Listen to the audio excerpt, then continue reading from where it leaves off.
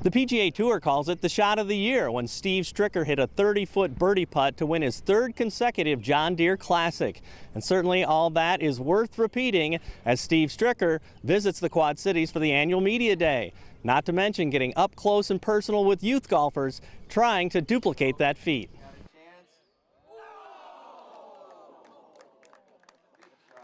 It's a special place. You know, it's the community has you know, adopted me, I guess. You know, they come out and they give me a tremendous amount of support. I get a lot of support during the week of the tournament.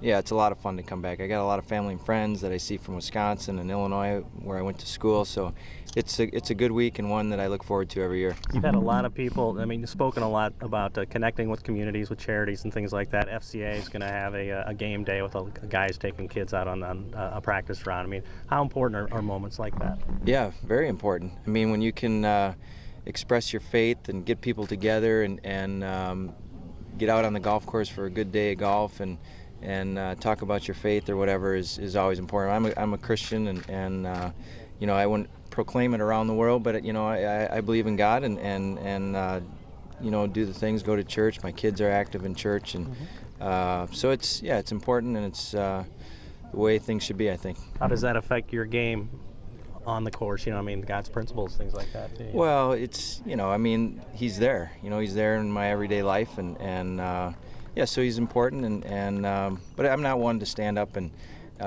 you know, tell the world about it either. So, but it's important to me. It's tremendous, and we are fully aware of the fact that you need a new generation of fans to come up, and we view these athletes as real role models. I mean, it's a game of integrity. These guys call penalties on themselves. It's something that I think, like the first tee does, it develops life skills as well as athletic skills. So anything we can do with youth and what you guys are doing is tremendous, and that's why we're involved in the first tee. That's why we love being involved with you guys, and that's why we try to do things during tournament week for youth. Can you imagine a putt like that and this whole place surrounded by people and not going down with that much on the line? It's a very pressure-filled putt. I watched it on TV and it was just great. How does that speak to you? You know, as a guy that wants to be at his best golf-wise too, that guys are capable of doing that. It gives me a person I can look up to and just watch it and think of that could be me someday. It just gives me a lot of motivation.